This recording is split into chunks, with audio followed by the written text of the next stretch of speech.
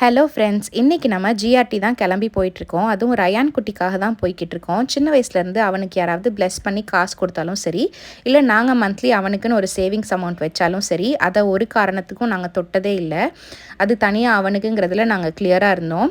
அது இன்றைக்கி யதார்த்தமாக எடுத்து எவ்வளோ தான் சேர்த்துருக்கான்னு பார்க்குறப்போ 2 கிராம்ஸ் வாங்குற அளவுக்கே சேர்த்துருந்தான். சரி, இதுக்கு மேலே இதை கையில் வச்சுருந்தா செலவாயிடும்னு சொல்லி போய் காயின் வாங்கிடலான்னு தான் போயிட்டுருக்கோம். உள்ளே போய் எல்லா குட்டீஸையும் பார்த்தோன்னையும் ரயானுக்கு ஒரே ஜாலி ஆகிப்போச்சு. ஒரே ஒரு காயின் மட்டும் வாங்கிட்டு போயிடலாம் தங்கன்னு உட்கார வச்சுருந்தோம். ஃபஸ்ட்டு வந்து ஒரு 2 கிராமுக்கும் கொஞ்சம் கம்மியான ஒரு காயின் காட்டியிருந்தாங்க.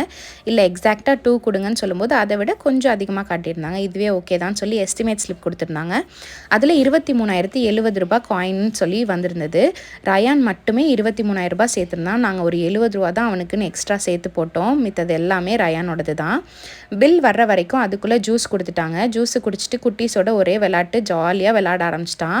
எங்களை சுத்தமாக கண்டுக்கவே இல்லை. எங்களுக்கு காயினை பார்க்குறதா அவனை பார்க்குறதான்னு ஒரே கன்ஃபியூஷனில் தான் இருந்தோம். கடைசியாக காயினை வாங்கிட்டு வந்துட்டோம். நாங்கள் சீட்டு போடுற ஐடியாவே இல்லாமல் தான் போனோம். ஆனால் இப்போ நகை விலை ஏறிட்டு இருக்கிறத பார்த்தா வாங்கவே முடியாதுன்னு ஒரு 2000க்காவது சீட்டு போடலான்னு போட்டுட்டோம். நீங்கள் உங்கள் சேவிங்ஸை எப்படியெல்லாம் பண்ணுவீங்க, எப்படி சீட்டு போட்டிருக்கீங்கன்னு கண்டிப்பாக கமெண்ட்டில் சொல்லுங்கள். ஒரு வழியாக ரயானை தூக்கிட்டு வெளியே வந்துட்டோம். ரொம்ப பசியாக ஆரம்பிச்சிருச்சு. அதனால் போகிற வழியிலே ஒரு பிரியாணியை சாப்பிட்டு வந்துட்டு இருந்தோம். வாங்கினதுமே அவனுக்கு அவனோட தங்க காசுன்னு சொன்னோன்னே ரொம்ப குஷி ஆயிடுச்சு. அவன் சொல்கிறத நீங்களே கேளுங்க. நாளைக்கு இன்னொரு vlogல பார்க்கலாம். பாய்.